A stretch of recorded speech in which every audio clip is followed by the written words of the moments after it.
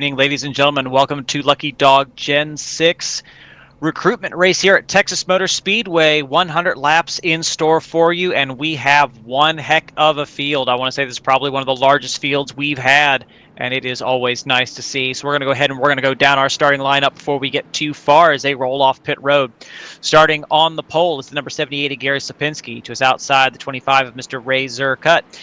Starting third, we have the 17 of John Held. In fourth is the 777 of Michael Pegg. Fifth is the 14 of Todd Willis. This is hosted, so he's able to run whatever number he pleases instead of the 50 that he requested for the league. Starting in sixth, we have the 66 of Colton Manich. Seventh, we have the 31 of John Wright. Eighth, the 140 of Jim Featherstone.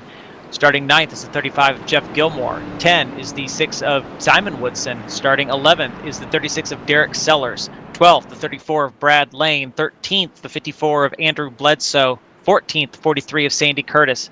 15th, 72 of Ray Vasquez.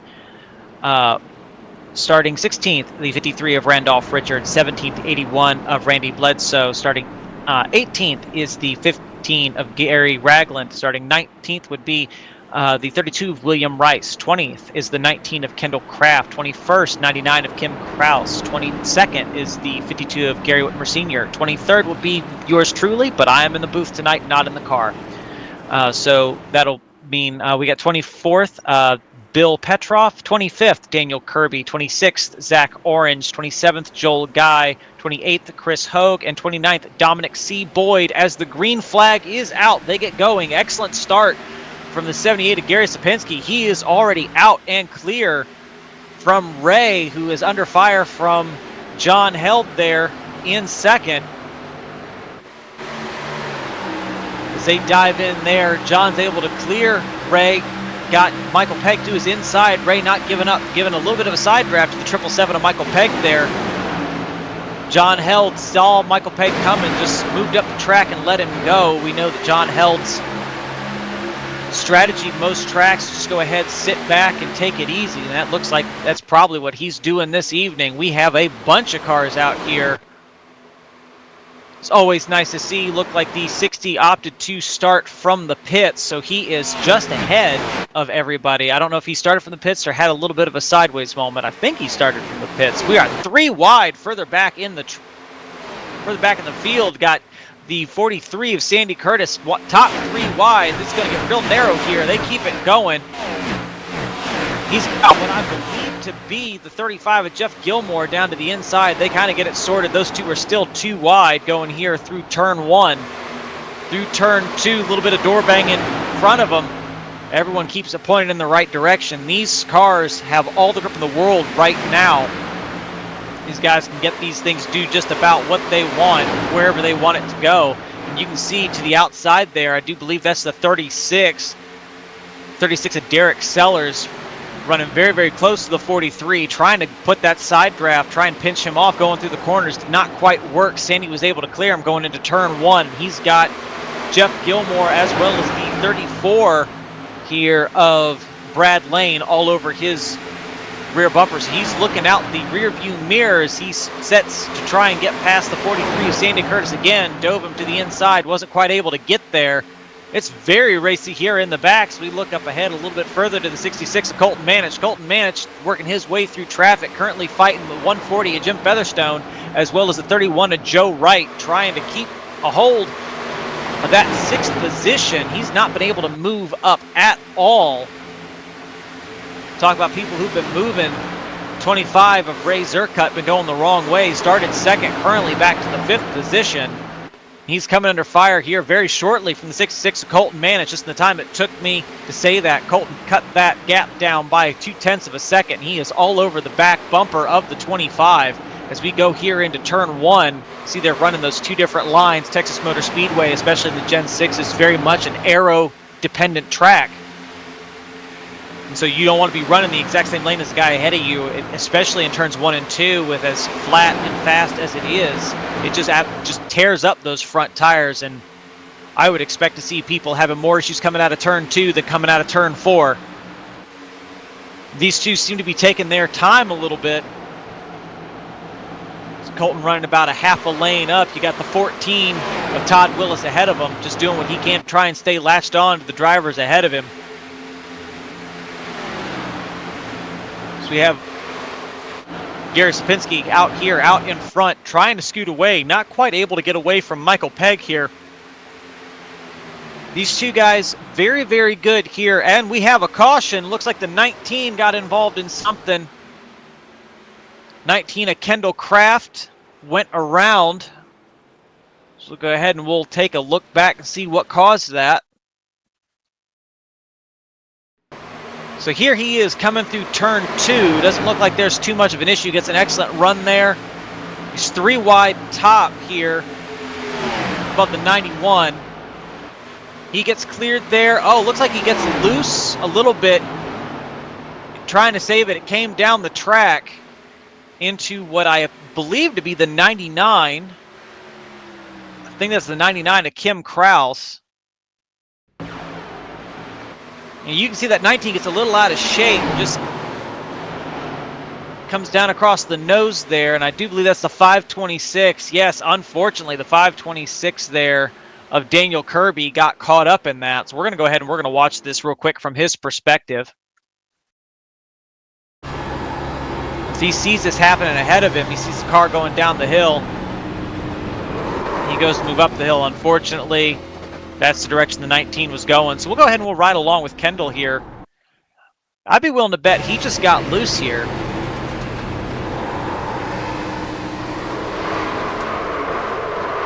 Yeah, it looked like that car got away from him a little bit there.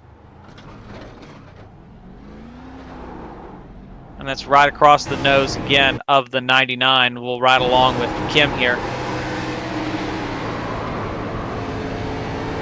Yeah, I don't think necessarily that was intentional. I mean, as they go into the corner, oh, he's running one heck of an offset. That's always interesting to see. And see, he lifts out of the throttle. He's expecting the 19 to go right there where the 19 loses it a little bit. So I don't think that was an intentional spin there. Unfortunately, those two just got caught up, and like we mentioned, that 526 probably caught the brunt of it. If we go ahead and we take a look at that right front, there's a lot of damage there on that right front. That car is not, sorry, left front, I'm sorry, looking at the, I mean, the right front's got substantial damage too, but that left front, see how it's hopping around there? He has almost no control over the direction that car is going, doing best he can. It looks like he was able to get down pit road away, get that car fast repaired before he went a lap down. So good job to the 526 Daniel Kirby, who was just kind of running in the back. That's the kind of thing you'd expect someone, like, he's looking at the field ahead of him and how hard they're jockeying for position. He's like, I'm not entirely certain I want to be involved in this right now. I'm going to go ahead and let you guys wear your stuff out, and I'll go ahead and move my way back through. I'd be willing to bet that's what the 526 was thinking, and unfortunately just did not work out for him. Got caught up in that wreck. What this is going to do is this is going to give us a little bit of an interesting bit of strategy here, because Sandy Curtis came down pit road. Kim Kraus came down pit road. Kendall Kraft obviously had to come down pit road. He had damage. Jeff Gilmore came down pit road. Gary Whitmer Sr. came down pit road. Daniel Kirby obviously had to with the damage. All these guys came down pit road. They're on fresh tires. You've got the top 20. They stayed out. 10 green flag laps on these tires. And that may not sound like much, but a track like Texas, that's tenths of a second each and every lap. The last time, I do believe the last time we had a caution this early in a Lucky Dog race at Texas, it was the guy who pit here at the lap 10, lap 11 mark under caution was the one who went on to win the race, because he just had so much more pace early on. He was able to take advantage of the guys in front of him who did not have fresh tires. So So we'll see how this plays out. Kim Kraus, Kendall Kraft, Jeff Gilmore, Gary Whitmer Sr., Daniel Kirby, Sandy Curtis, they're buried far deeper in the field than that guy was. He restarted 9th, if I remember correctly. So we're not going to know really at the 78, the 777, the 17, the 48, and the 25, who are your top 5 currently, are going to have to worry about those fresh tires behind them. It's going to be an interesting run to see.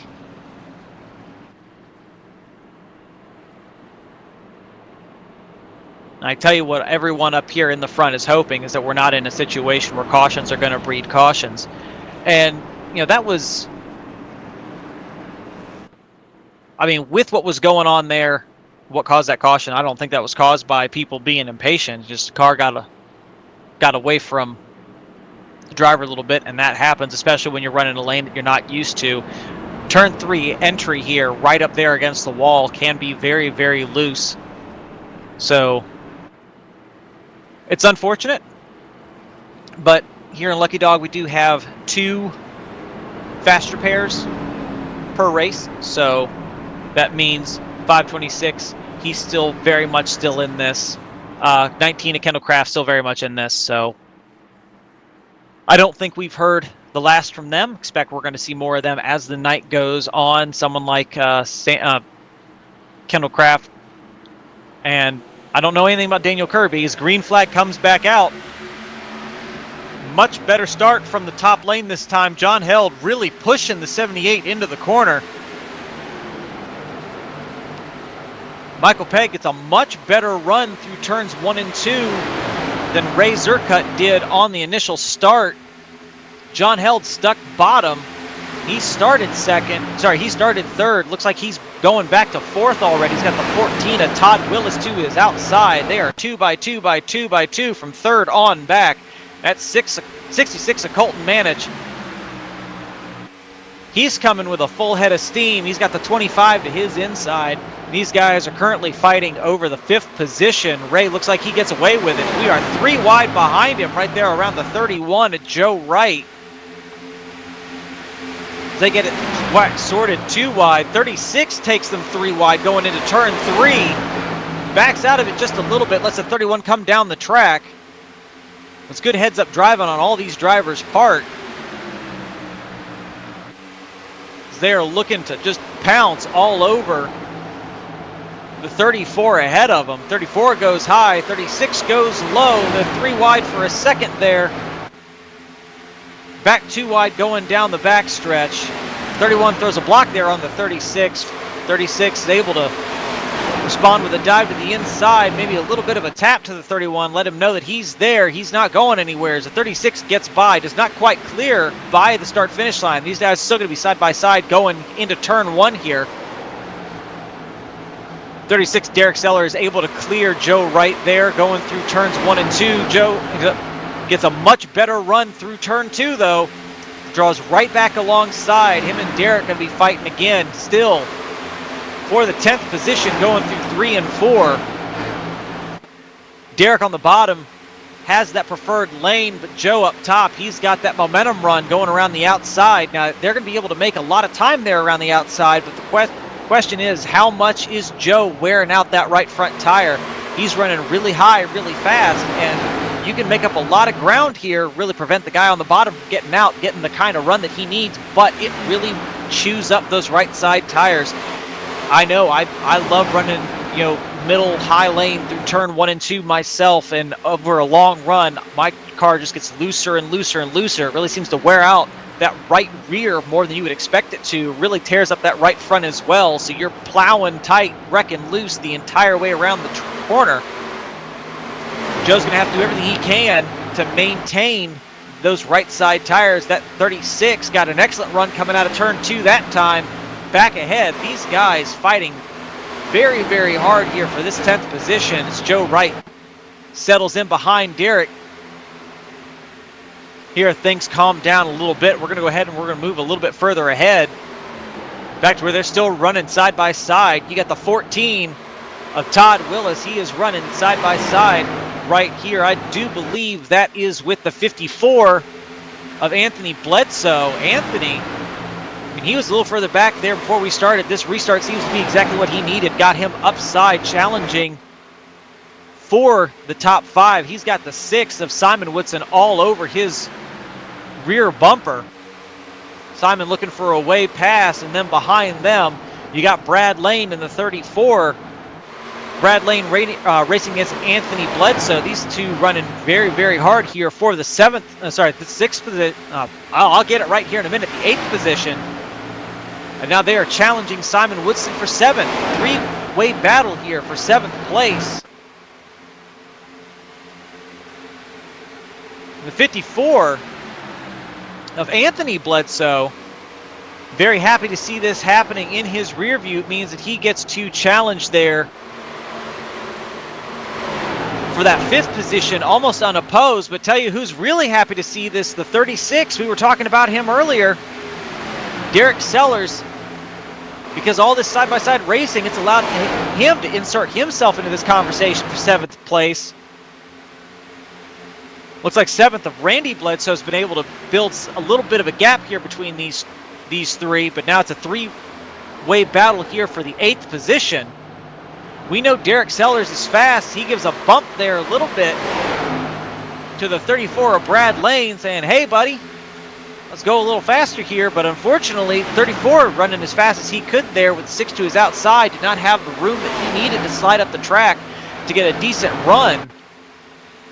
And that's going to be an interesting conversation all night, is where is the best place on track to pass? Is it down low in 1 and 2? Is it down low in 3 and 4? Is it up high in 1 and 2? I mean, we've seen some pretty hard battling through 1 and 2 from the car on the outside. The number 6 not able to hold off the 34. 34 gets the slide job done. 36 challenging both as the 6 get into the wall. 36 challenging both, gets by the 6. Is able to get to the inside of the 34 here of Brad Lane. Is able to pull out ahead, but Brad puts one heck of a pinch there on the 36 there in the middle of the corner. Gets a monster run coming off turn 4. Zayhead, looks like we have a little bit of a iRacing ping glitch there. 36 goes for that slide job on the 34. He's able to make it stick. 34 looking to challenge back here. Gets the cutback going down the backstretch. Door to door going into turn 3. These two are making contact, banging off of each other. Usually only see guys run like that if they don't like each other. If their name is William McKellar and Paul Witt.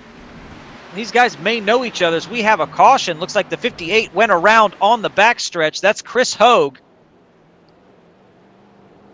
So we'll go ahead and we'll go back and we'll take a look at this.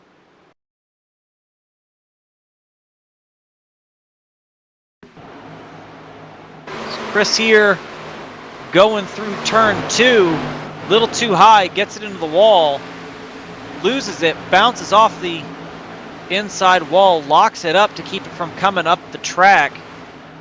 Looks like the 43 there, Sandy Curtis, had a similar issue. He's also running really high. He gets into the wall, very similar situation, is able to keep it off the wall. Chris Hogue, excellent heads-up driving from Chris. He gets it down the track. He gets it against the inside wall. And while that does bring out a caution, it stops him from getting into the cars who are coming up on him. It's like we said, very good heads-up driving as everybody comes down pit road. And so this would not be necessarily scheduled service, I'd say, but necessary service. These cars have about 59 laps of fuel. But we were already talking about the tire wear. The tire wear absolutely brutal here at Texas Motor Speedway. Looks like Gary Sapinski is going to win the race off pit road. Michael Pegg be coming off second. I think that is the 17. Yeah, it is the 17 of John Held in third. The 66 of Colton Manich in fourth. And the 14 of Todd Willis. That is your top 5 coming off pit road. So the top 5 did not really change all that much.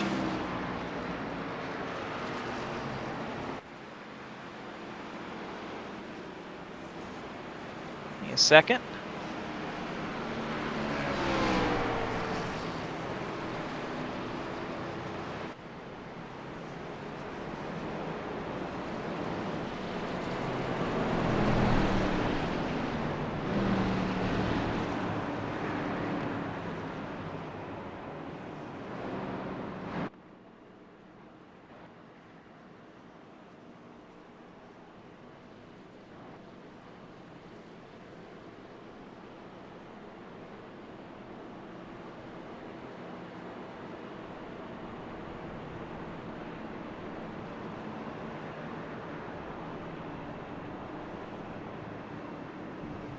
I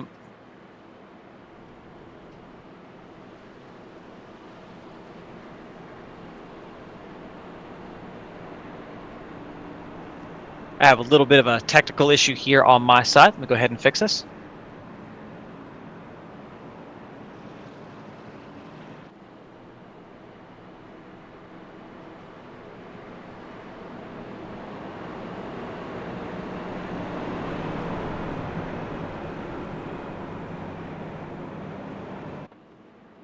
All right, looks like we got everything back working here on my end. Looking at the stream, does not look like you all were affected at all, so that's fantastic. Always nice to see that everything is working a-okay there. As we are not quite one to go. Lights still out, still up on the pace car. Should be going out this time by though. So take an opportunity to note we got a lot of new faces, and it's a recruitment race. You always expect new faces, but want to go ahead and take a second to recognize a lot of the new faces we have out here. The 81 here, Randy Bledsoe, been running a very, very good race here, very clean. Keeping it up out of the, keeping his nose clean, but also been digging very, very hard up to the 6th position. Randy here started 17th up to 6th, made a lot of time on the track. So, keeping an eye on the 81 here, but we're also keeping an eye here on the 36, Derek Sellers. This guy has been racing the wheels off of this car. Absolutely phenomenal drive from Derek. Been a blast to watch. So, fantastic job from Derek.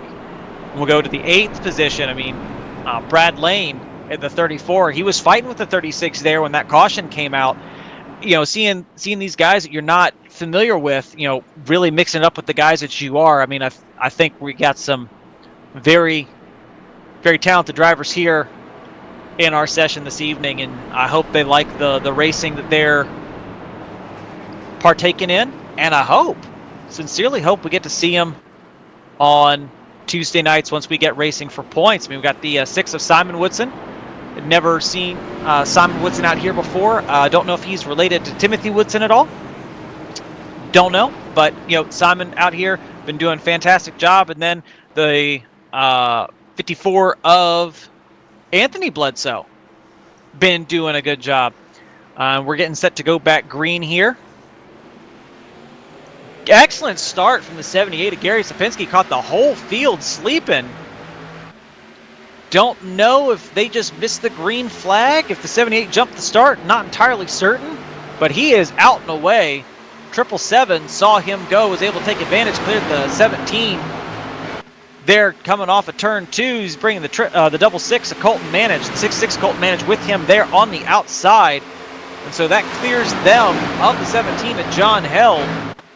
And we were talking about him just a second ago, 81 of Randy Bledsoe.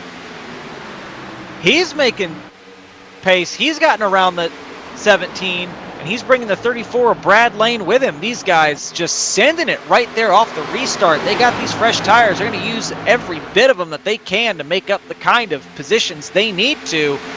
The 6, we look like a dive there from the 14 and the 6. Like the 6 maybe have to check up a little bit. Oh, the 36 goes around. Up into the wall. Caution is back out. 36 holds the brake to avoid catching anyone else. Not certain what did the 36 get loose there. We'll see what happened. So here they come through turns, exit of turn 2. The 6 had a heck of a run. Went to dive low on the 36. 14 did the same thing. 6 did not go as low as the 14. I don't know, not entirely certain what happened. Looked like there might have been contact with the 14 there. Also looks like they caught the 99 of Kim Krause. So we're going to go ahead and we're going to watch this from our friend the Chopper Cam, see what happened. Oh, is net code there between the 14 and the 54. And it was contact. Todd Willis did indeed tag the 36.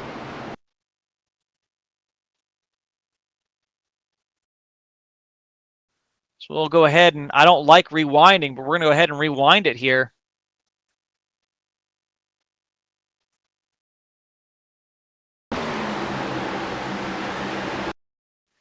Yeah, it looks like the 14 and the 36 just racing for the same piece of real estate. I don't think the 36 comes down the track a little. Looks like the 14 comes up just a little bit, not much. This is a 14 of Todd Willis gets in the 36, collects the 99 of Kim Kraus, but heads up driving there from the 36 of Derek Sellers was able to hold the brake, prevent from collecting anyone else. He'll be back up and in contending for the front here before too long. I mean, remember, he started 17th and made it all the way up into the top 10 in a relatively short amount of time. So looking forward to seeing what his long run speed is. And the short run, I don't think there are very many drivers out here who are faster than Derek. So we're going to wish the 36 here some good luck. Hopefully we talk about him once we get towards the end of this race. And while we're pacing, I think we're going to go ahead and we're going to look into see who's into our team speak and pull someone up and see if we can talk to him.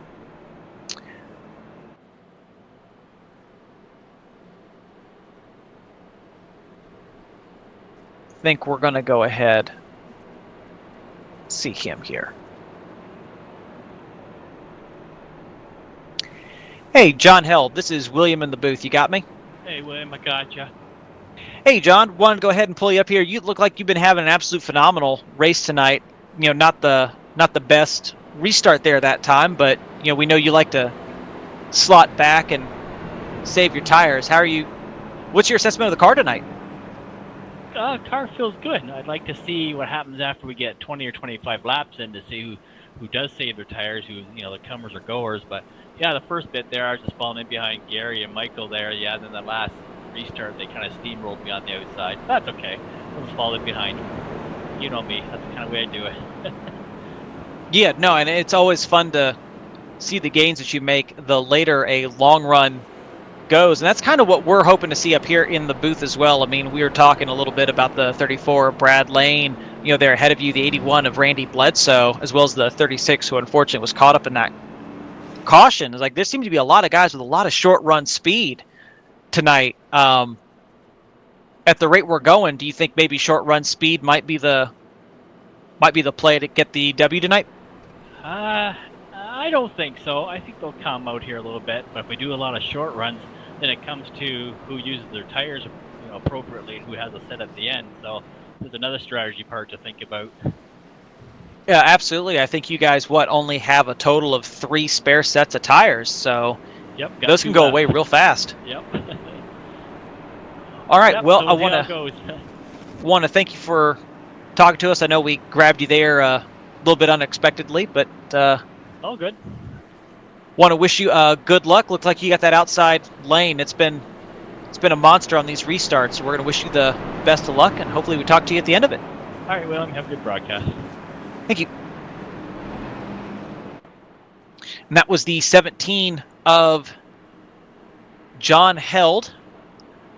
I was very happy that he was willing to talk to us there. He's always fun to watch.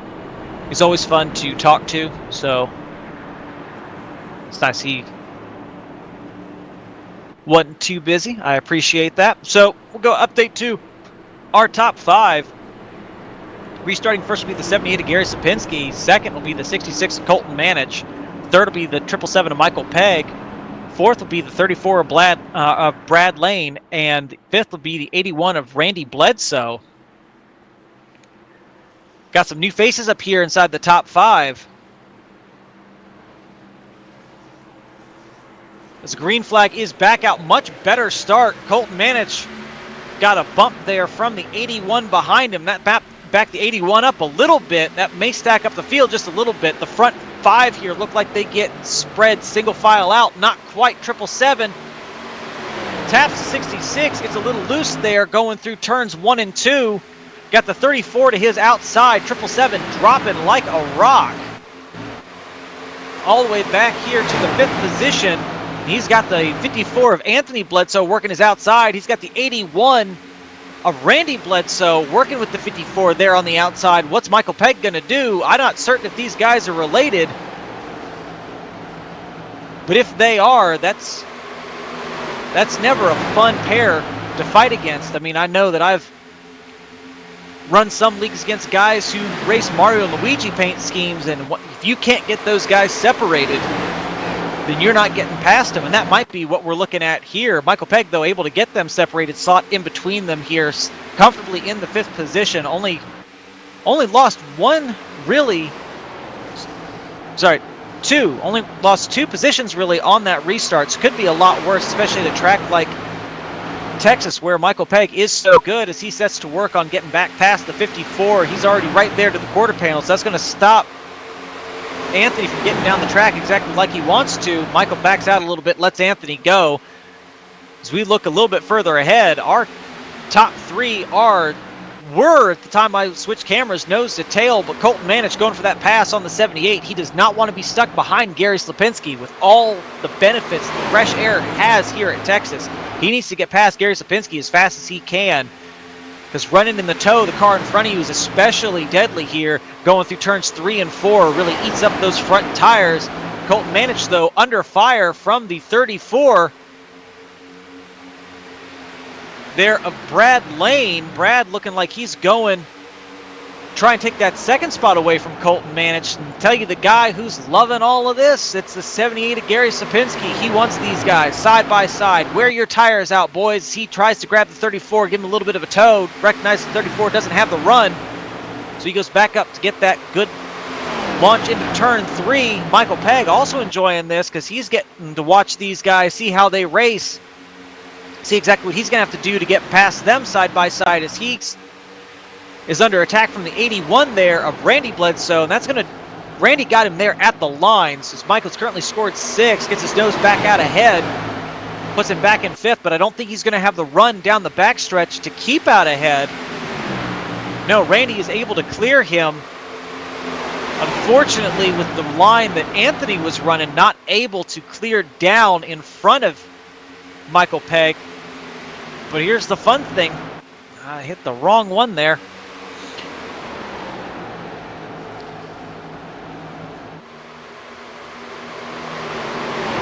Michael Pegg now has both the Bledsoes ahead of him, Randy and Anthony. Both of these guys running very, very hard side by side. You know how we were talking about, you get 2 people you suspect to be teammates together. It looked like there was a little bit of contact maybe from the 6th of Woodson in the back of the 54. 54 real slow coming out of turn 4. Just absolutely bleeding off positions. The 6 got by. The 17 got by as he needs to settle back into that rhythm that he had before that, I would say, admittedly disastrous turn 4 exit. I mean, everyone kept the point in the right direction. I don't know necessarily there was too much contact, but he definitely all out of sorts. He dropped from the top 5 back to 9th. Very quick orders. We go back to the front. These top 3 still under a blanket. The 66 Colton Manich has not gone anywhere. The 34 behind him of Brad Lane. This guy working that outside line to great effect. He's got the 81 of Randy Bledsoe all over his rear bumper. He's got the 777 of Michael Pegg all over his rear bumper. He has got to be racing out of that rear view mirror. As much as he's got one eye looking at that rear view, one eye looking at the 66 ahead of him, just doing everything he can to not lose time and position of the guys behind him. This battle up here, I mean, there is half a second between 1st and 6th. Now 0.7 seconds. Simon Woodson backs off a little bit. Michael Pegg backing off a little bit as well.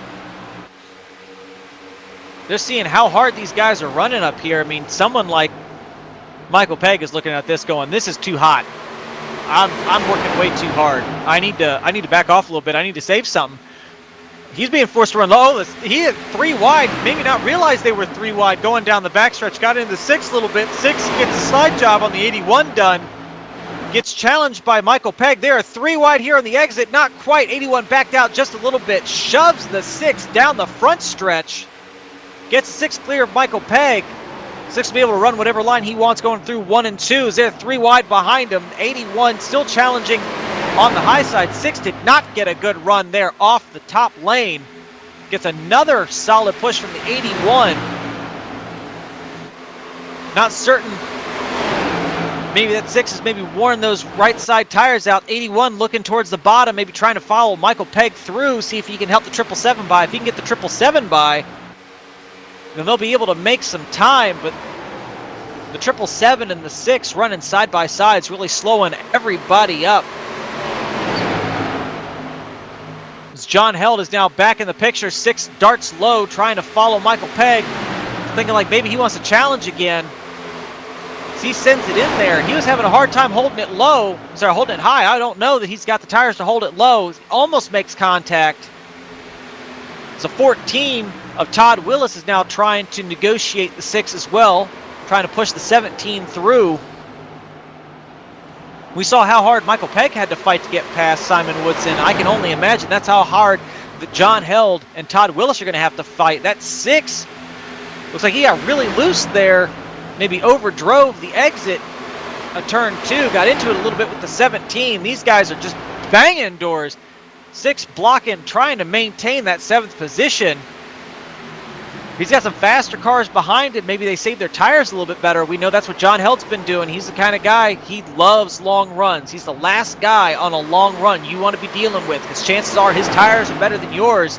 And he is all over the back bumper of this 6, trying to find a way past.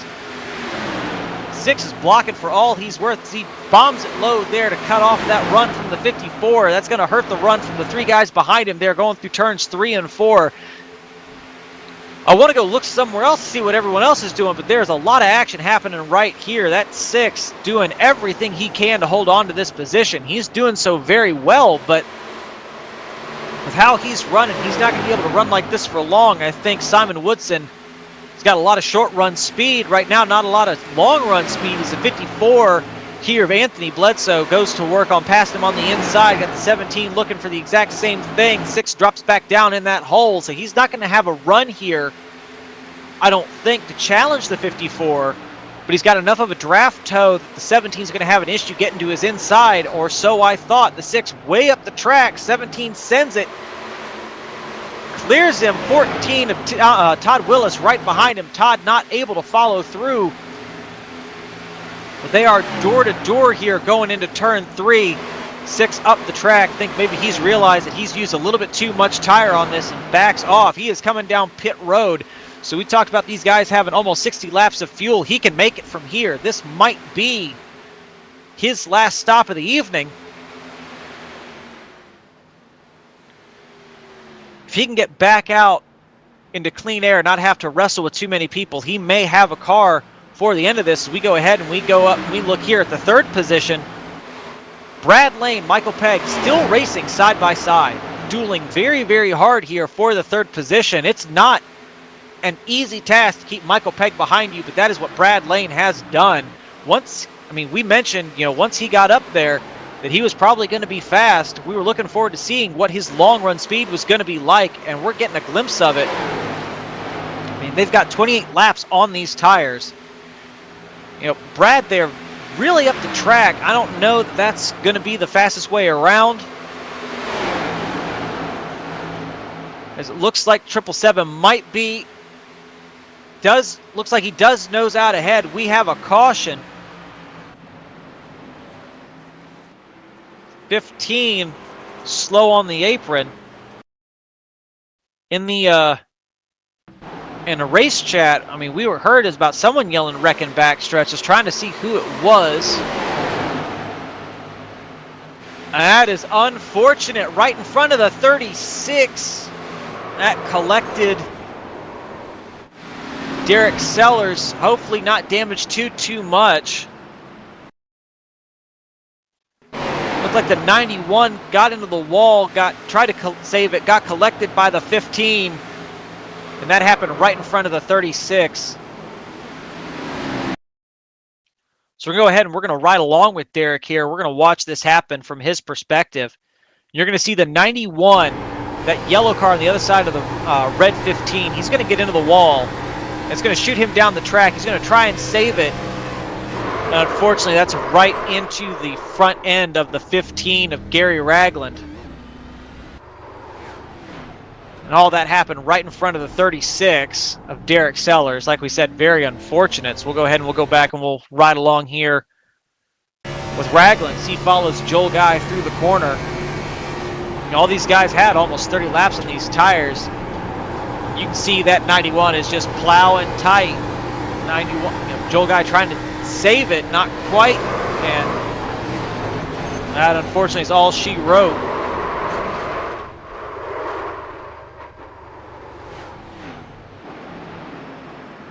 Good avoidance from the drivers from behind. As that'll bring everybody down pit road. Now, what this should do is this should benefit, I believe, the 6. Because he had just come down pit road 3 laps prior. Now, unfortunately, I believe that he's back on the lead lap by being the lucky dog. I don't think he's back on the lead lap because he passed Gary Sapinski back to get his lap back. So I believe Simon Woodson will be your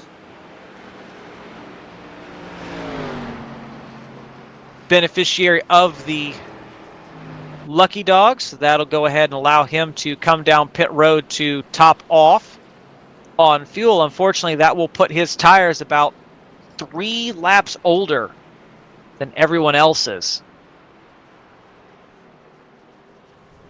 He stopped short, not certain what's going on with the 6. Hopefully everything is okay.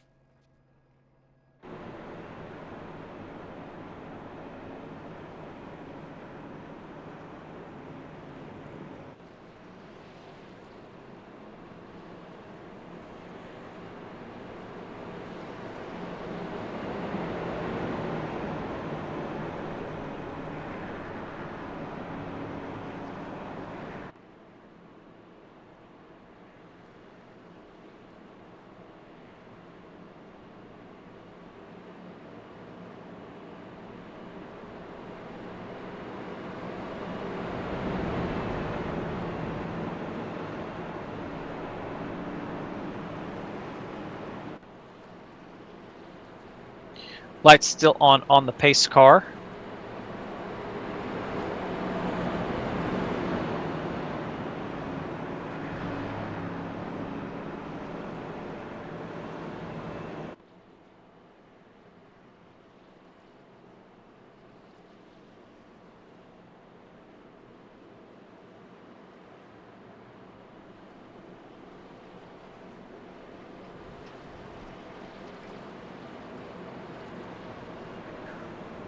Alrighty, so light is out on the pace car.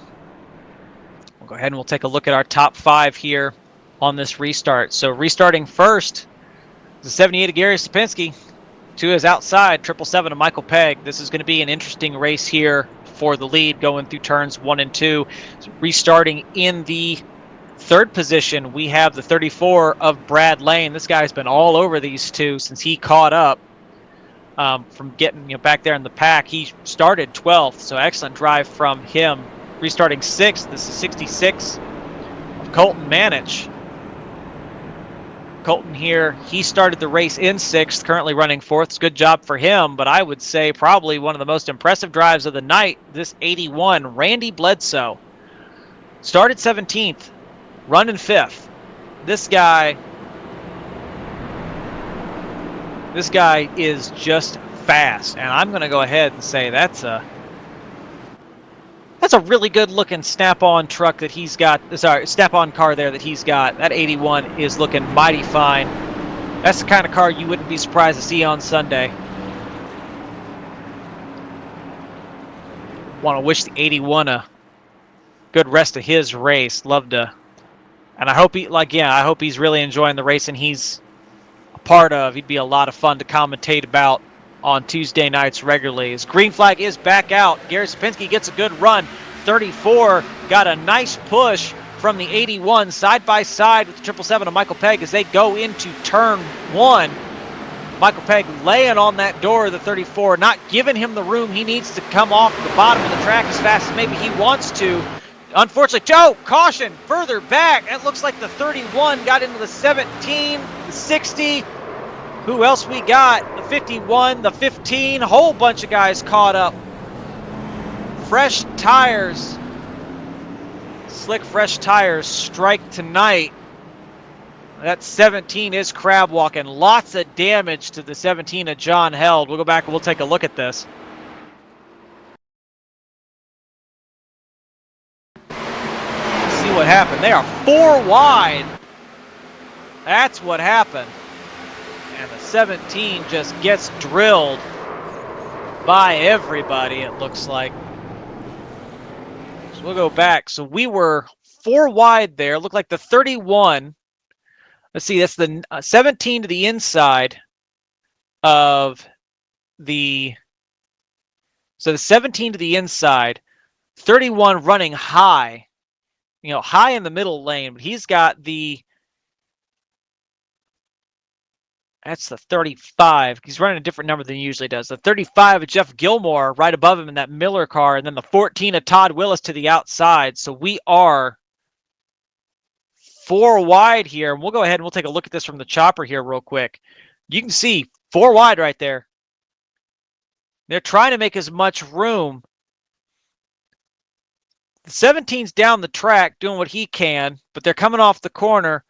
The 35 is holding his line.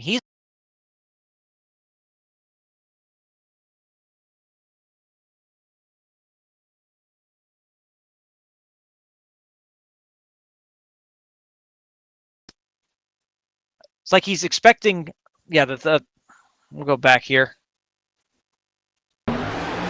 Yeah, so we're 4 wide. The 35 is trying to stay low. He's trying to stay out of the 14 to his outside. So he doesn't slide out the wall like the 14 does. The 31 expects him to, and that's what gets him in trouble, and that collects a bunch of cars. Like the 52 got a part of it. A bunch of guys collected in that. I think that, what is that, the 80? Who was that? The 80? It ends in a 3.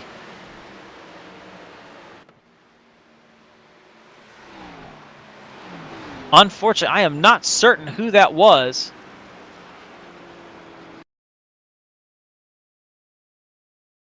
But heads up driving from a lot of the guys further back. Be able to avoid getting caught up. 53. Yeah, 53 here. Got caught up in that. Bunch of cars tore up in that wreck.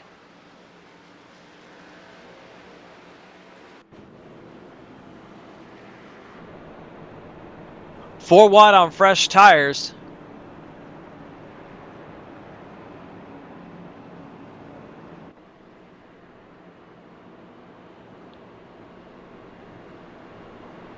There's a lot of heads up driving want to go ahead and recognize drivers like the 57 here of Bill Petroff. He got around that masterfully. 99 of Kim Kraus.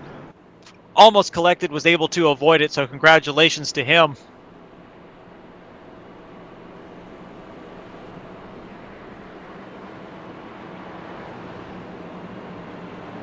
So go ahead, and I think we're going to go ahead. This time, lights are still on. We're going to go ahead and we're going to talk to our race leader. See, get his idea of what's going on here in the car.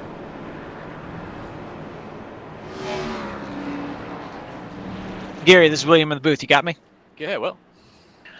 So this race has been a edge of your seat race, at least for me. How's it been for you? I got a little racy there with was that Colton? He I kept do on believe getting that was a run Colton on there me. for a while. He got underneath me going into one there, and I definitely got a little racy there, but it seems like he struggled So trying to make the pass off of two there. I seemed to get the run in that second lane there. I didn't think I could, but I guess with this new build now, you got this extra grip now all the way up to the wall. It works pretty good. I like it. well, it's good to hear you're having fun. I mean, you've got some fresh faces all over your rearview mirror there in that 34 of Brad Lane, 81 of Randy Bledsoe. I mean, how much do you think you're going to have to worry about those two as these laps start winding down? I mean, I'm just talking to Michael about him, and he said they run a little hard and they kind of fade a little bit. So, Michael, he's good all the way through. You see, Michael is starting to come back, so he's definitely good in the long run. Michael, those guys, I think they just run it a little hard. And you'd be able to make the passes in 10 laps, 15 laps, no problem on them. Alrighty, well, I think we're getting ready to go back green here shortly. We'll go ahead and we'll put you back with your team. Thank you for talking with us a little bit. It was nice to see how this is going from the driver's perspective. Enjoy. Wherever we go. All right, thank you. That was the 78 of Gary Sapinski, your race leader. So we get set to go back green. Green flag is out. They are away. Good start from just about everyone here in the top 5. As they head into turn 1, Michael Pegg able to slot down there in between Gary Sapinski and the 34. Slides it back up there, getting that fresh air on the car coming off the corner. You can see we are 3, 4 wide back there in the corner, back 2 wide, 3 wide again. All these guys jockeying for a whole bunch of position with the cautions we've had. They want to get as far ahead as they can on these shorter runs. And that's kind of what we were talking a little bit with Gary Sapinski about, is some of these drivers that look really fast on the short runs. He and Michael very much long run drivers. So we'll see how the 34 and the 81 fare, as they are racing side by side for the 3rd position, racing very, very hard. Michael Pegg tried to get past Gary Sapinski, was not able to do it. So we are 2 by 2 here. 4-car battle for 3rd place. Almost a 5-car battle for 2nd place. The 34 and the 81 all over the back bumper of the 777. We saw a couple guys bouncing around there on the quad oval there. Everyone kept it going straight. I don't see anyone running particularly slowly, so that's good to see. Looks like we got a car going around. Was it the 35? No, that was not. I see the 14. Something happened with the 6. 6 got dumped after the fact. Keeps it just barely out of pit wall. 43 of Sandy Curtis looks like he's been around. Not entirely certain what happened. Oh, he went up and over. What happened here?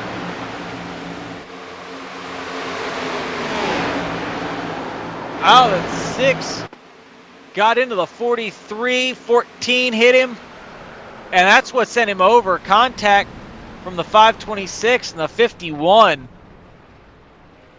Unbelievable. We'll go ahead and we'll ride along with the 6 here, see what happened. So here they're going through turns 1 and 2. Actually, we're going to go ahead and back up. I want to see them go through the quad oval here. We'll go ahead and watch from the chopper, because we saw some smoke here, and it was right around the 6 that we had that. A little bit of contact between the 43 and the 6 through the quad oval. Let's back that up.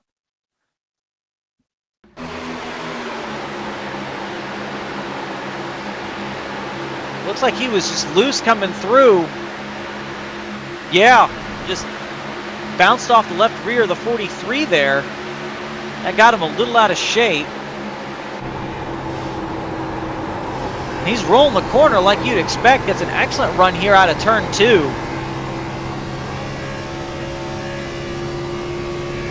Gets a monster run.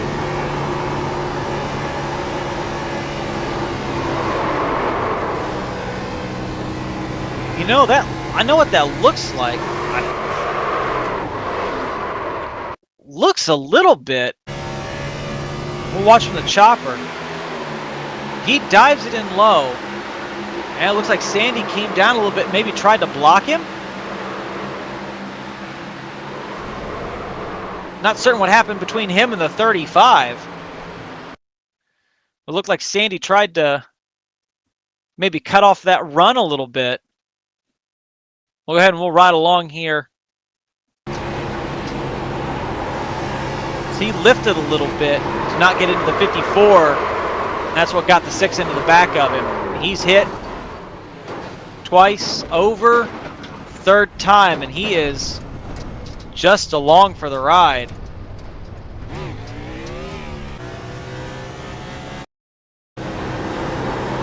See the 51 here sees all this happen. He's already pretty loose. Going to try and send it low. Here he's on the out of the gas, on the brake, trying to keep out of that. Heads up driving. I mean, we see too many times in iRacing drivers just sending it as hard as they can into a caution. It's always nice to see someone heads up trying to take evasive action. So we're going to go ahead and take an opportunity to recognize Zach Orange. Know you got caught up in that wreck, Zach, but we appreciate you trying to avoid it. You are not going to be on ARCA Break Weekly, and thank God for that. So this is an abnormal number of cautions tonight. I mean, the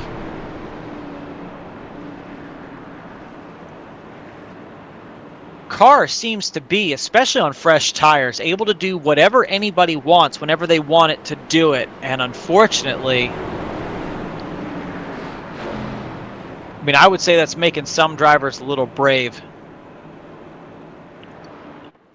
It's a lot of good fun for me to watch, but at the same time, you got some folks here not too excited for all these cautions. But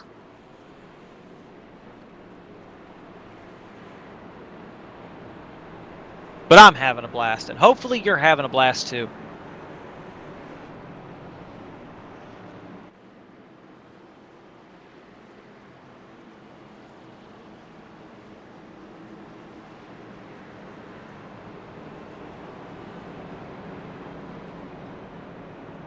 Michael and Gary play with each other a little bit here under caution. Lights are out on the pace car. So our top 5, not really changed much. The order has changed, but the players stay the same. Restarting first be the 78 of Gary Sapinski. To his outside will be the 777 of Michael Pegg.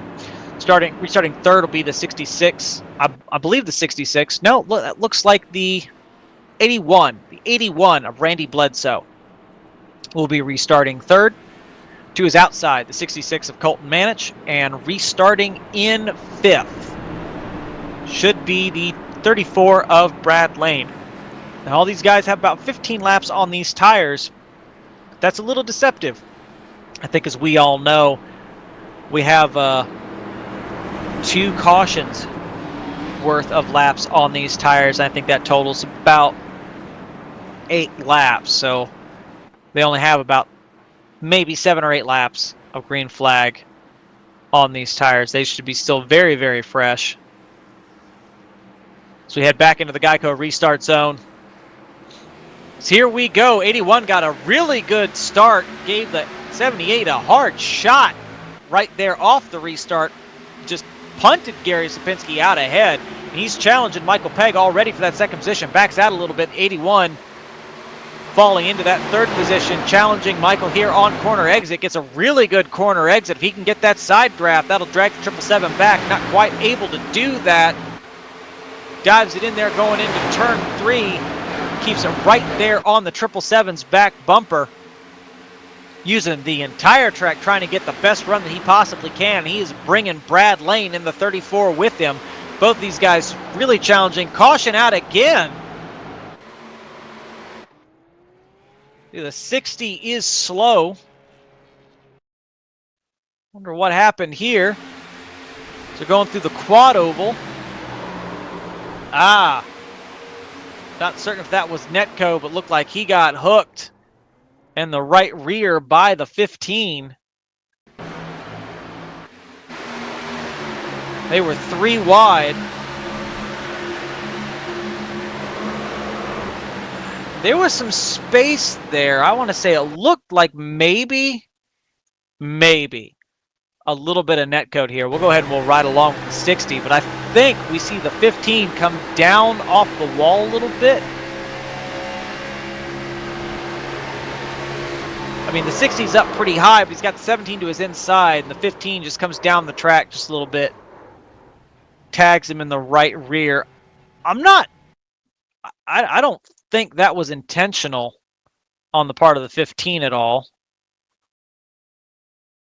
So go ahead and we'll ride along with Gary Ragland. You can see the 60 to his inside.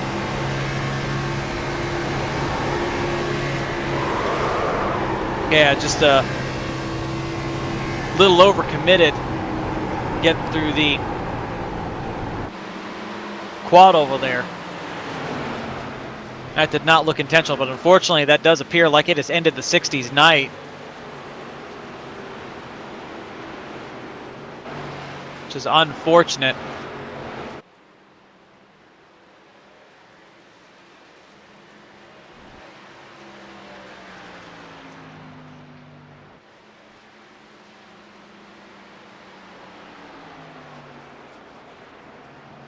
So under caution for the 7th time tonight. If you're a regular viewer of Lucky Dog Sim Racing, you know this is abnormal. Usually we're looking at interviewing the race winner by now instead of having 25 or so laps left in the race. But they're giving me a lot to talk about, and the racing is close, so I can't complain. It makes my job easy.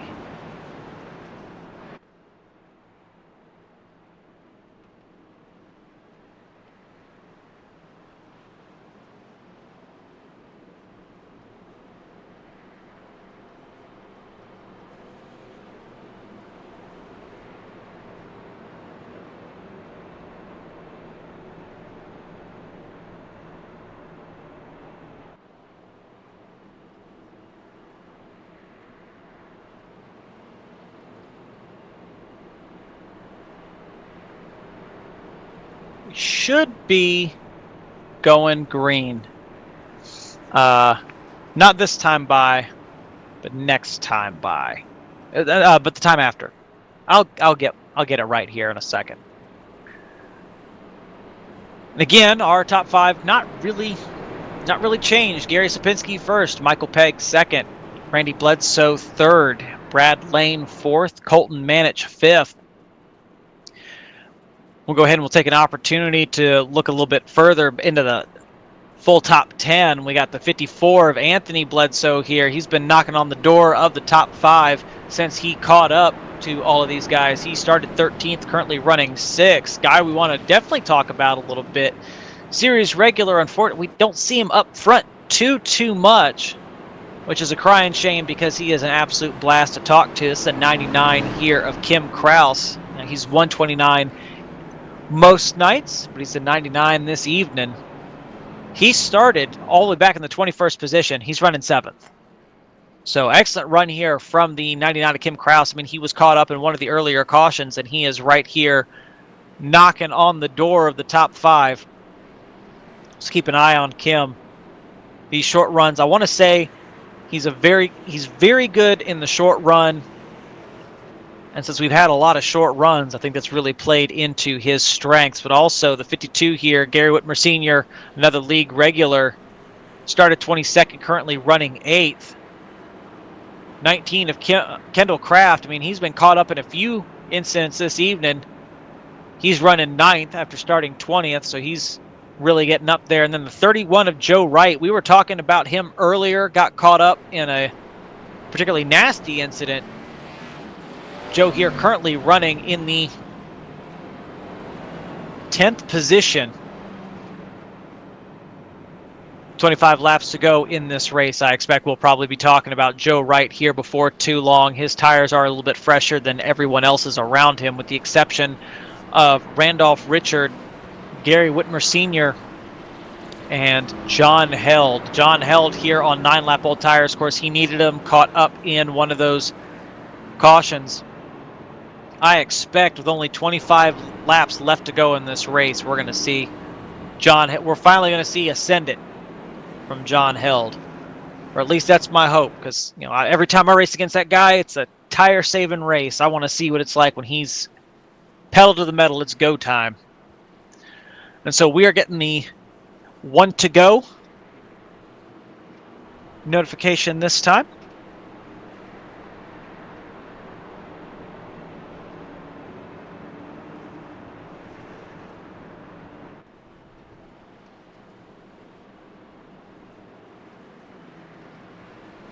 And hopefully you guys are having as much fun watching this as I'm having calling it.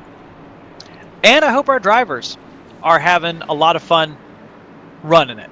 I know that, like we mentioned, some of these guys, not a fan of a lot of cautions. I think we've had a few people drop out of the session due to damage, and that is unfortunate. Hopefully, lucky number 7 was our last one for the evening. We can see this run out green to the end. Knock on wood. Unfortunately, my desk is made of something resembling wood. Plywood, particle board, it's something like that. I mean, it comes from a tree, right? Allegedly. All right, as we head through Turn 4, pace car will be ducking off here in a second. Gary Sapinski leads them back to the Geico restart zone. Green flag is out.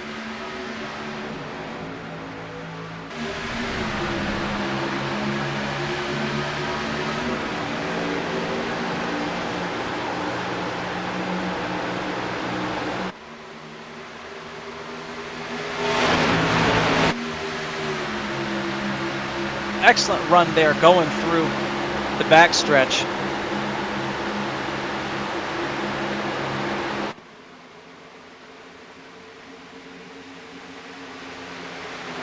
Excellent run there. Everyone keeps it going. Everyone keeps it going straight.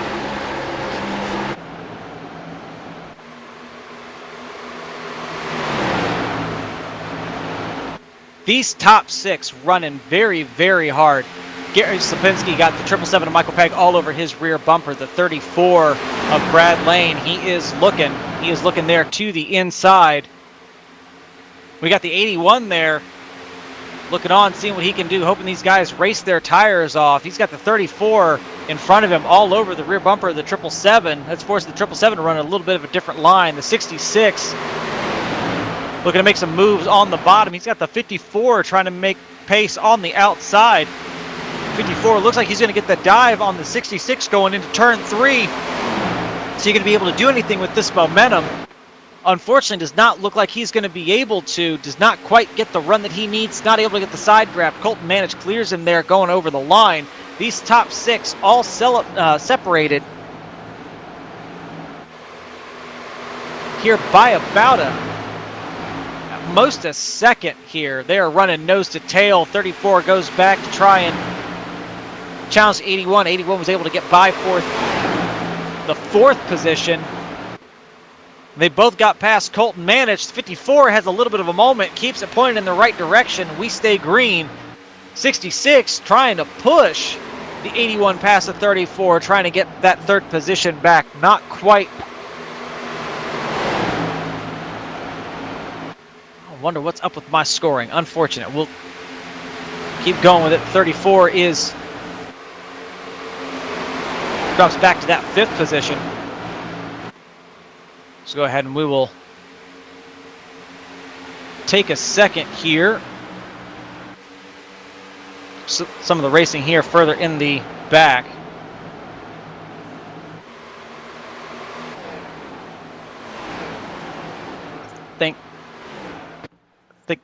Think that driver might have disconnected. Unfortunate. So we'll take a look at the 57 here. There we go. All right. So we should be all caught up here. The 57 want to take a look at the racing here further in the back. The 57 challenging the 43 of Sandy Curtis here for the 12th position. Drop back a little bit. I have refreshed my scoring, so that's on my end, so that should reflect what we're actually seeing now. 57 drops back here. 43 set to work on the 51 of Zach Orange. Not in that Twizzlers car, not able to keep it alongside of. So he starts looking there towards the outside, trying to get that run, maybe get that cut back off the exit, a turn forward. Not quite able to get there.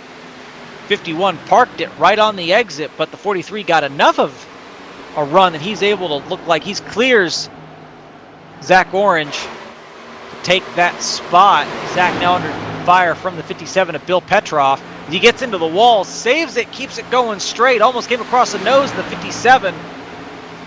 Everyone keeps it pointed in the right direction. Good job from Zach and Bill. Keep everything pointed in the right direction. I think they're like us. They want to see this go green to the end. So we're going to go ahead and we're going to check back in with our leaders here real quick. Gary Sapinski's able to pull out a little bit here on Michael Pegg. Got 0.2 of a second there on the 777, who himself has 0.2 of a second on the 66.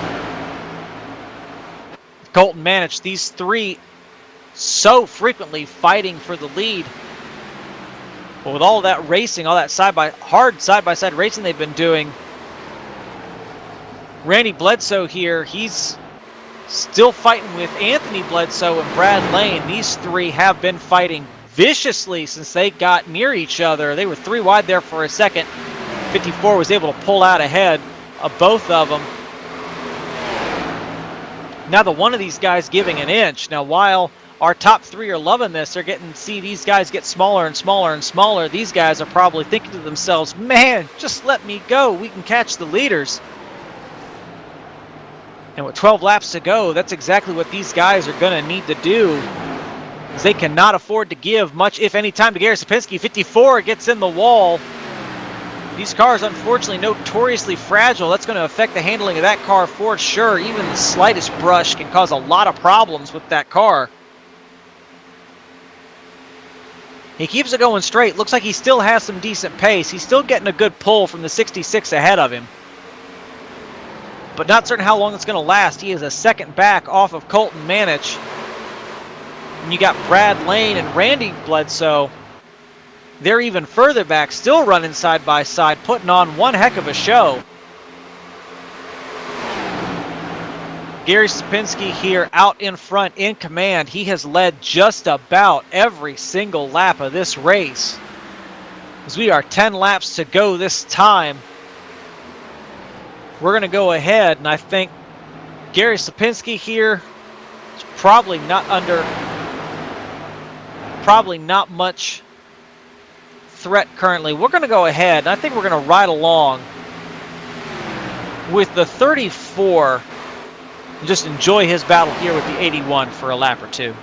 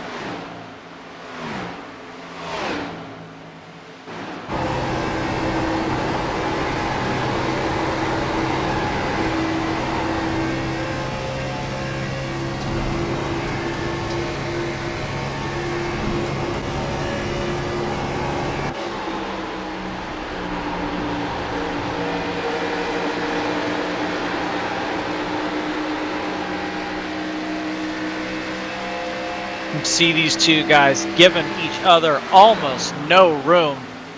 Racing very, very hard side by side. These two guys look very, very comfortable racing around each other.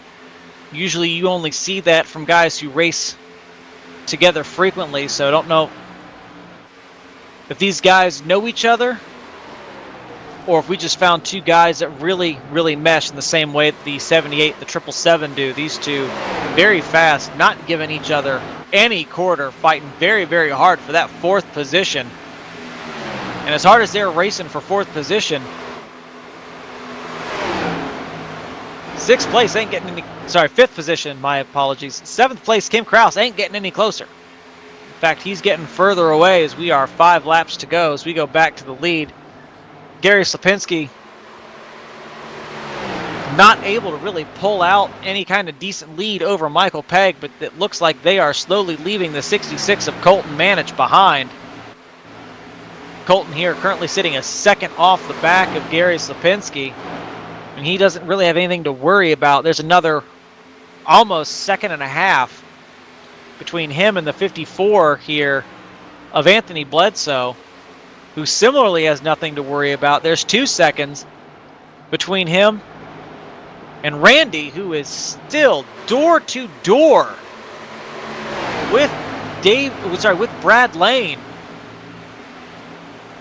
That time, though, look at all that time Kim Kraus made up. He was over a second back. He is now only 4/10 off of Anthony. Sorry, 2/10 off of Randy.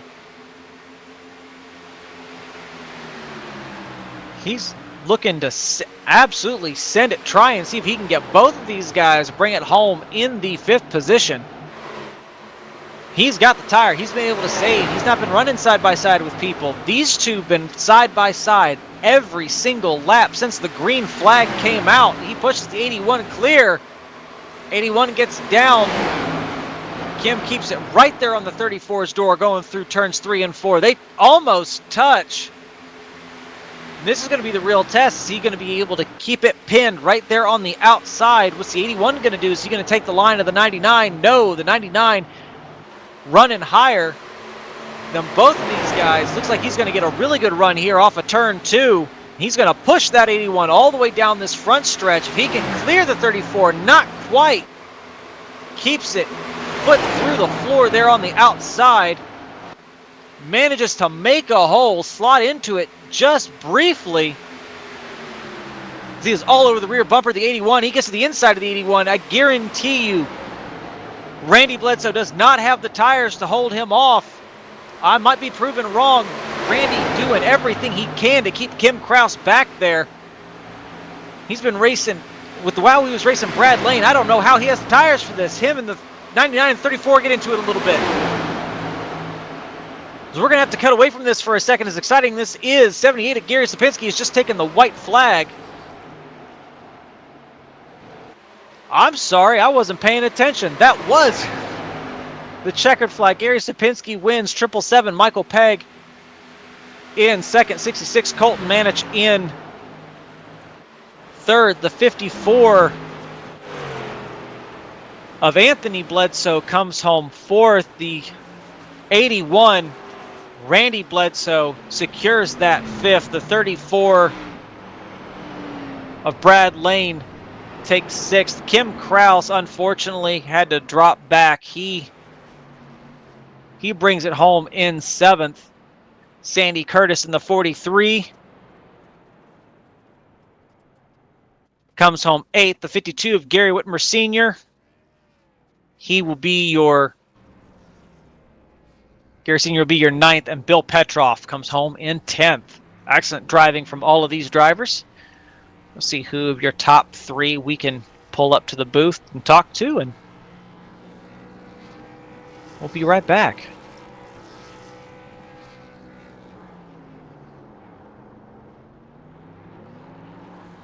Alrighty, so we're not seeing Colton Manich in the chat, so we're going to go ahead and we're going to pull up the 777 of Michael Pegg, who's your second place finisher, and the 78 of Gary Slapinski.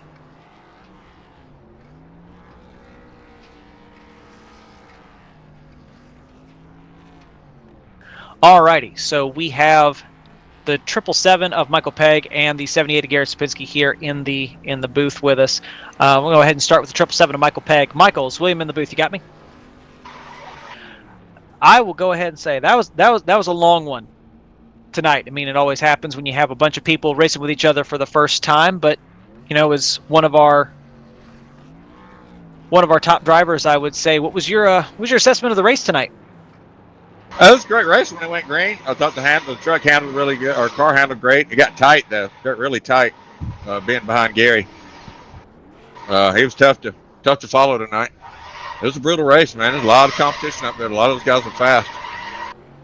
You know, we were watching there early on, especially on those restarts where you were around either one of the Bledsoes or Brad Lane. Like, those guys looked like they were very, very hard to keep back. I mean, didn't seem like they had anything for you on the long run. If we'd stayed green, how long do you think it would have taken for you to finally clear them? Yeah, well, that's what I was finally, when it was starting to work out, you know, I knew they'd burn their stuff up. That's why I let them go. You know, I wasn't going to sit there and fight them and then just start picking them off one by one. But yeah, it was, those guys are great, man. I wish it would have stayed green. They could, you know, hopefully come back and join the league, and we'll get some more of that. I hope so. All three of those guys were a lot of fun to watch. I mean, unfortunately, I missed the white flag watching Brad Lane, Randy Bledsoe, and Kim Krause all fight over fifth position. It was no quarter out there. It seemed like everyone knew what this car could do. What did you see over the course of the run? Was there anything that you couldn't get the car to do?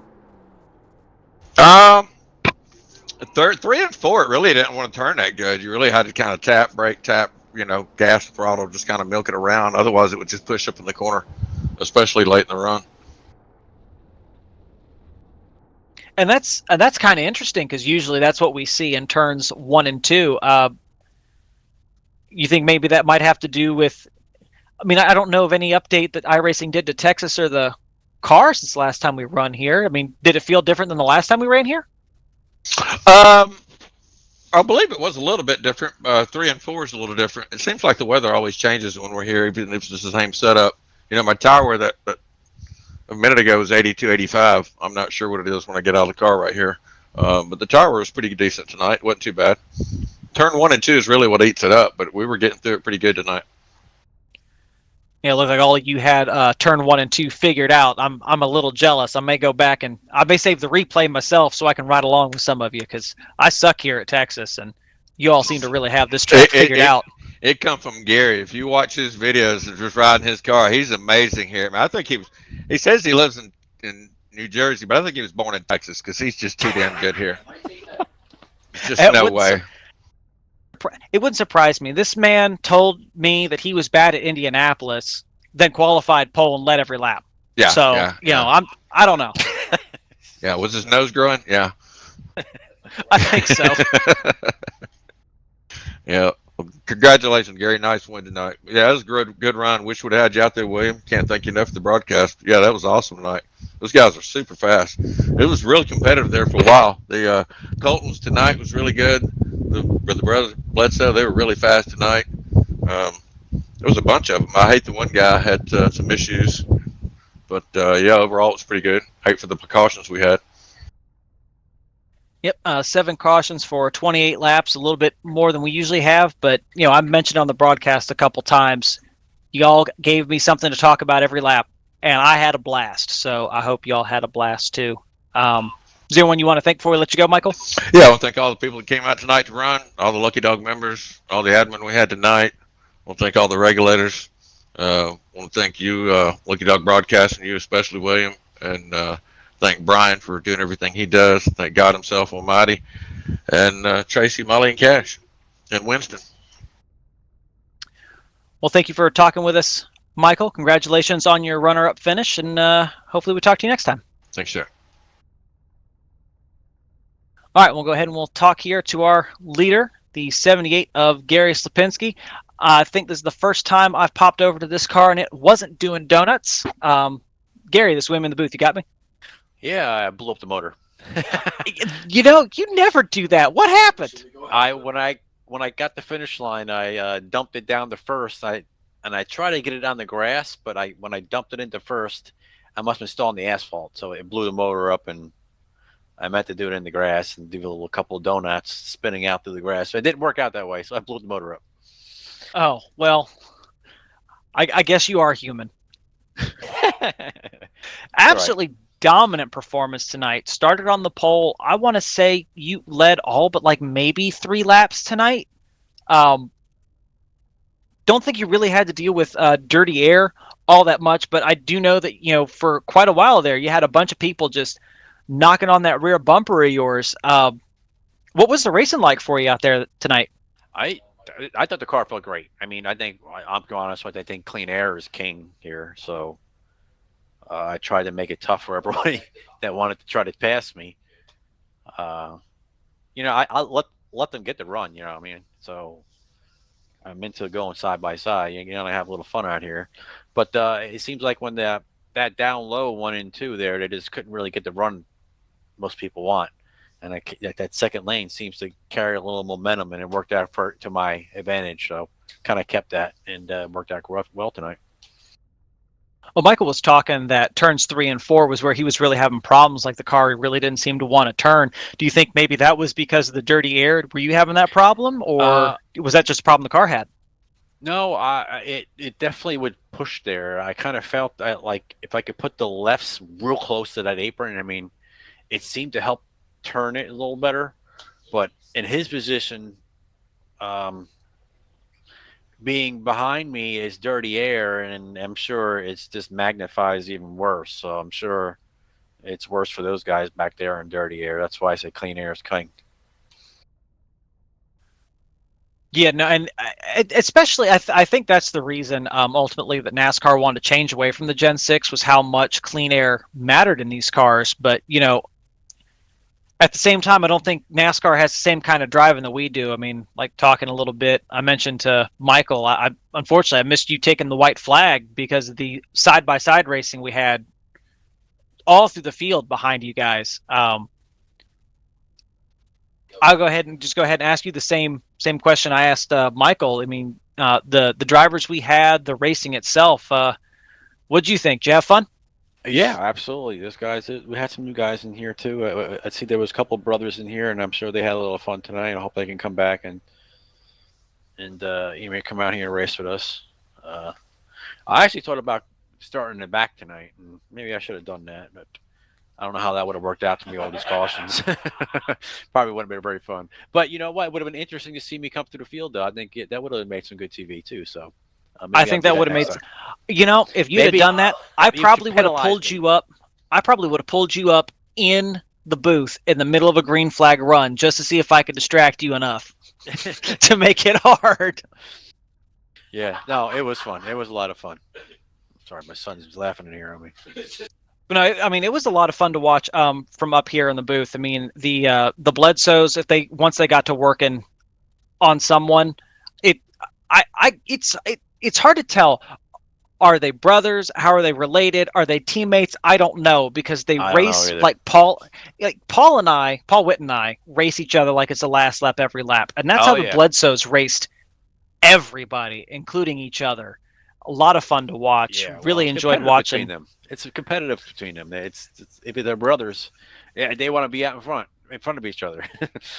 Hey, yeah, and it's a blast to watch. I really hope they come back. I mean, Brad Lane, keeping an eye on him all night. I think he was probably the biggest contender there for a while there that you had. Yeah, I think so. Yes, Colton. He gave me a lot of troubles too. So, I think a couple of guys that gave me some trouble tonight. I don't know how I was in dirty air. I really don't know. I mean, I could have been terrible in dirty air. Now that I say that, I'd probably be just fine. But it's all on how you take care of your tires. And I think if you can make it to lap 16 and take care of your tires, you'd be really good in the long run. Yeah, especially at a track like Texas. Oh, absolutely. Because if you can get that run, if you get through turning 1 and you get that run off of 2, it just magnifies going through 3 and 4. Absolutely. You can make passes and everything. Well, it was an absolute blast to call this race. It was fun from start to finish. There was action all through the field. I know sometimes we get action only in the back. Sometimes we only get action in the front. It was everywhere tonight. So you kept it interesting. They kept it interesting. So congratulations on your win, Gary. Thank you for taking the opportunity to talk to us. Is there anyone you want to thank before we let you go? Oh, I'm gonna thank you. I'm gonna thank all the 11 people out here that watching us run around here. All the new members that came in here tonight, our regulators, and Michael for all the hard work he's been doing. Brian, special thanks after him. Yourself, doing this great job for us, broadcasting. Sounds great, looks great, 4K. Everybody go out there, hit the like button. God bless and have a good night. Thank you, Gary. Again, congratulations on your win. Hopefully we'll talk to you next time. Yeah, have a good night. All right, let me see here. I think I got word that our third place finisher is back in the race server. Let me see here if we can go talk to him real quick.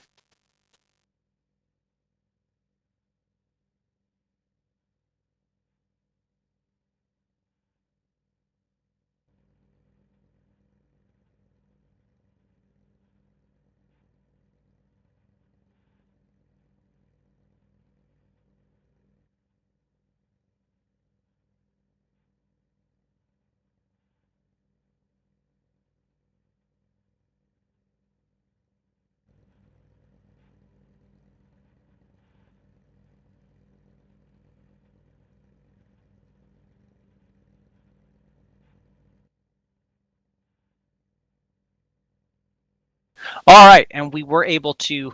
Oh, sorry. Oh my goodness. All right, we were able to get him the third place driver, 66 of Colton Manich. Colton, this is William in the booth. You got me? Yeah, I got you.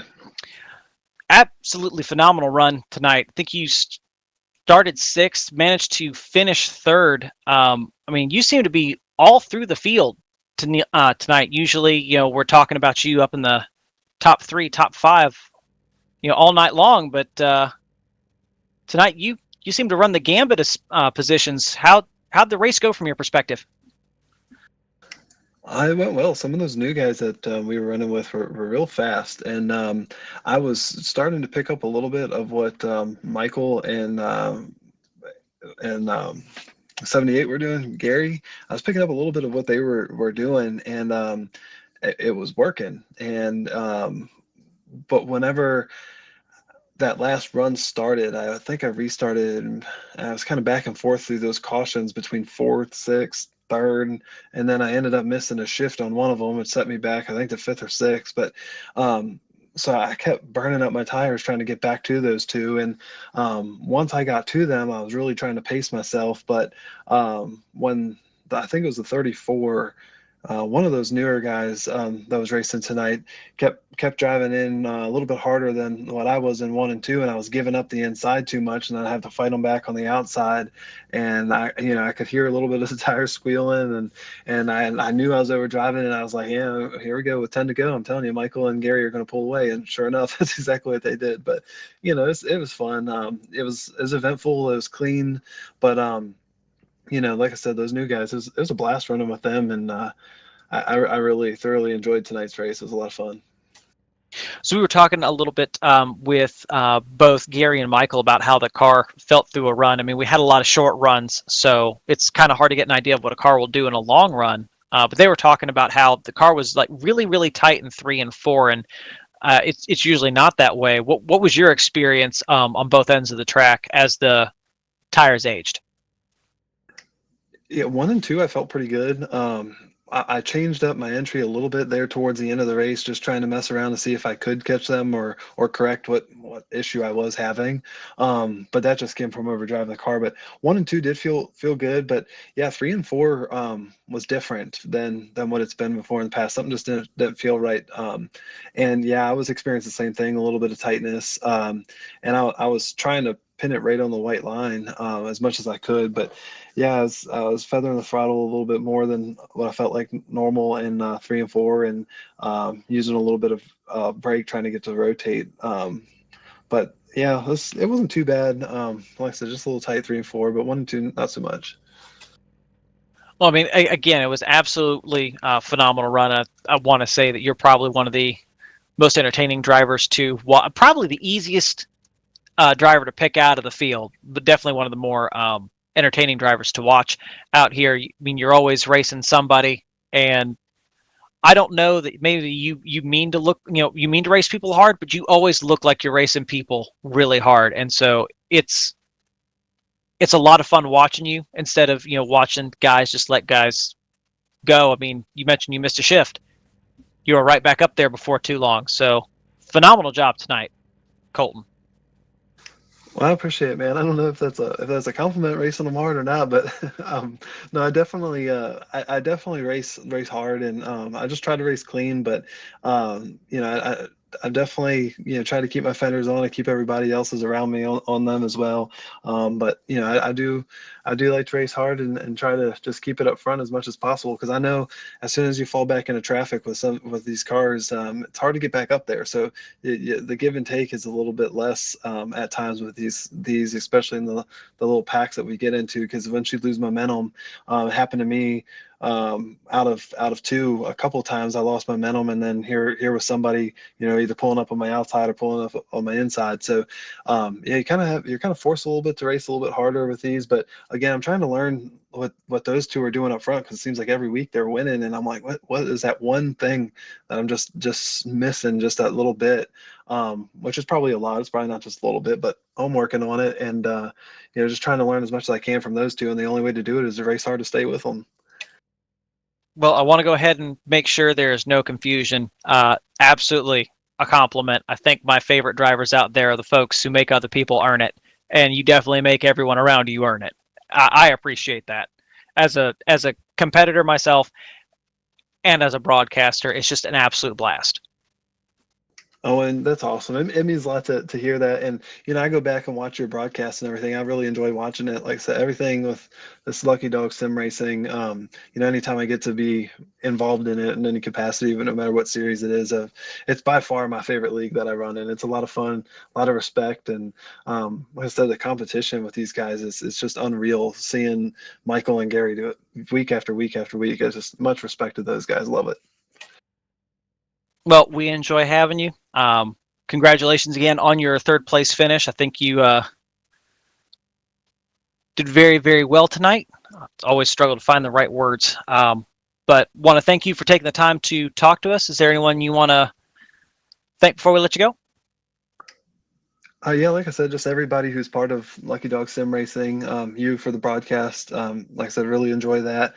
And Ben for all the help that he's given me, and then bringing me on board with you guys. It's been a blast, and all of my sponsors, Williamsburg Contracting, a huge part of what I do, Shenko Custom Diecast, and all the supporters there. Just again, appreciate everything that everybody does to make this thing go around.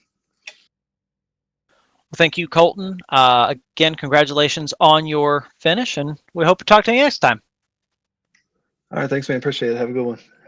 You too. Thank you.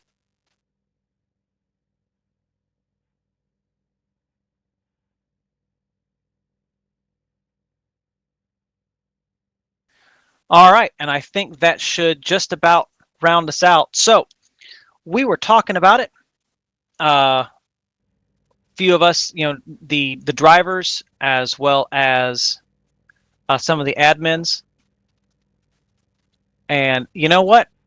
If I had been smart enough to not accidentally minimize my live chat, I would see that the Bledsoes mentioned in chat, their father and son. You two, absolute blast to watch to race. I hope that we see you again. Was not dull at all watching you guys. A lot of fun. Hopefully you check us out in the future. But yeah, I think that about does us for this evening. A bit of a longer one this evening, but I think it was worth every single second of it. Hope you had as much fun running this, watching this race as I had calling it, and as a bunch of our drivers had running it. I do believe we are going to be open wheel racing tomorrow night at Kentucky Motor Speedway. Thursday is our season finale for our truck series, so we hope you come out and enjoy that one with us too. I believe the championship is being hotly contested between the top three, so it's going to be very interesting. See how that all plays out. We'll have our points boards all updated and let you all know everything as the race goes on. Super late models on Friday. We have our Xfinity series on Saturday, and of course we're going to do it all again on Monday with our Gen 4 series. Hope you all had fun this evening. I know I did. And you'll hear from me Thursday. Until then, catch you next time.